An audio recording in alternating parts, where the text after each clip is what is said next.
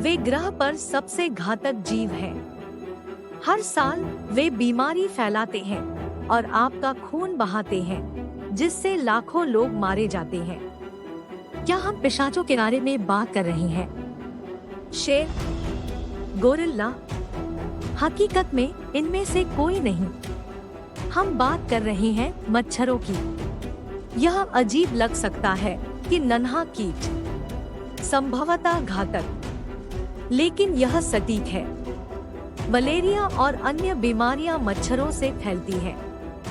पीले बुखार के साथ डेंगू वायरस, वे इसे घटित करते हैं।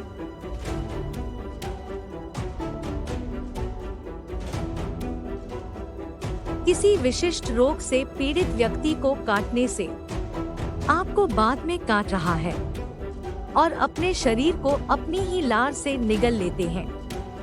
बाद में लार आपके रक्त प्रवाह में प्रवेश करती है।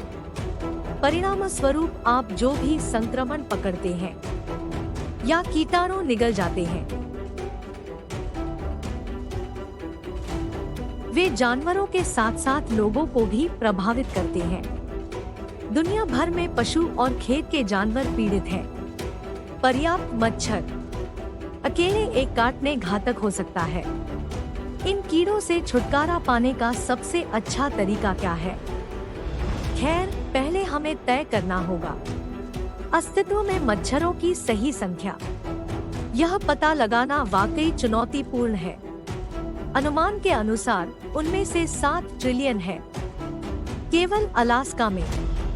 अलास्का, यह सही है। ग्लोबल वार्मिंग के कारण और समुद्र का बढ़ता तापमान, ऐसी जगहों पर मच्छर जीवित रह सकते हैं।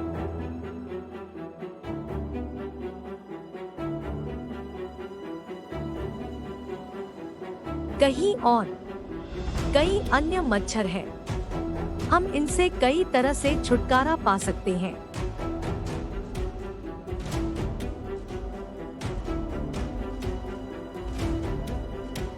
चमगादड़ बिना किसी खतरे के मच्छरों को खा जाते हैं।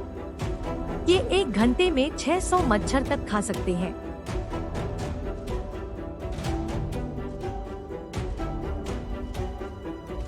तो अगर हमारे पास पर्याप्त चमगादड़ थे, सैद्धांतिक रूप में वे विश्व स्तर पर मच्छरों को सफलतापूर्वक खत्म कर सकते हैं। लेकिन हम आकाश में अनगिनत चमगादड़ों से कैसे छुटकारा पा सकते हैं? ठीक है, शायद यह सबसे अच्छी योजना नहीं है। हमें भी समझना होगा मच्छरों के प्रजनन के तरीके। आप मान सकते हैं कि वे हमारा खून चूस रहे हैं क्योंकि हम स्वादिष्ट हैं, और वे भूखे मर रहे हैं, हालांकि खाने के बजाय। दरअसल वे अपने लार्वा के लिए ऐसा कर रहे हैं।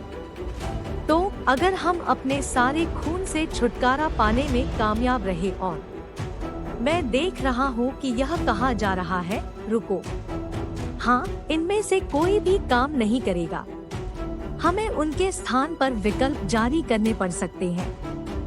नर मच्छर के साथ आनुवंशिक भिन्नता, जो अधिक न काट रहा हो। केवल बंजर ही बच्चों को जन्म दे सकता है। दशकों लग सकते हैं, लेकिन हमारे पास पर्याप्त जीएम मच्छर है। बांझ बच्चों को जन्म देना, समय रहते मच्छरों का सफाया हो जाएगा। उनके जाने के आलोक में इसलिए हर साल लाखों बीमारियां और मौतें नहीं होती हैं। गर्मियों में आप बिना बाहर जाने का आनंद ले सकते हैं। कीड़े के काटने से होने वाली खुजली और जानवर काफी सुरक्षित रहेंगे। यह सटीक है। अगर हम सभी मच्छरों से छुटकारा पा लें, तो बहुत सी भयानक चीजें नहीं होंगी। जीवन चक्र और बाकी सब के बारे में क्या मच्छर खाद्य श्रृंखला में अंतर करते हैं? कुछ मच्छरों को मेंढक और चमगादड़ खा जाते हैं, हालांकि वे अभी भी अन्य जानवरों के आहार का एक बड़ा हिस्सा नहीं बनाते हैं। साथ ही ये जीव मच्छरों के बिना भी रह सकते हैं। इस तथ्य के अलावा कि मच्छर पौधों को निषेचित करते हैं।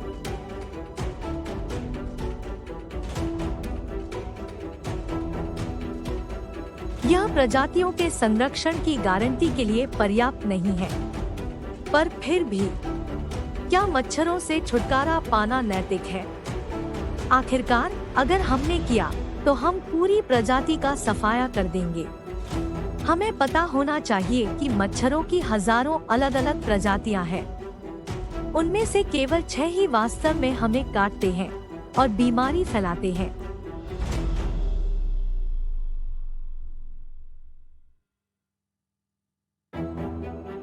उसके परे, हालांकि कुछ परिकल्पनाओं का तर्क है कि मच्छर अमेज़न वर्षावन को संरक्षित करने में मदद कर सकते हैं। ऐसा इसलिए है क्योंकि वे जंगल को साफ करने की इच्छा रखने वाले किसी भी व्यक्ति के लिए इसे इतना कठिन और खतरनाक बना देते हैं। वह बग कभी कभी वास्तव में उन्हें ऐसा करने से रोकता है। आइए एक पल के लिए ईमानदार रहें। विश्व की जनसंख्या बहुत तेजी से बढ़ रही है। शायद मच्छर हमारी आबादी को नियंत्रित करने में मदद कर रहे हैं। मैं क्या कह रहा हूँ, तुम पूछो? यह निश्चित रूप से फायदेमंद होगा।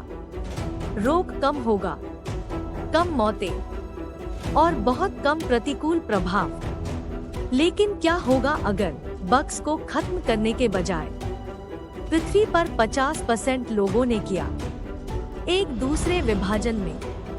यह निश्चित रूप से एक हिंदी मोड़ परिदृश्य की तरह लगता है।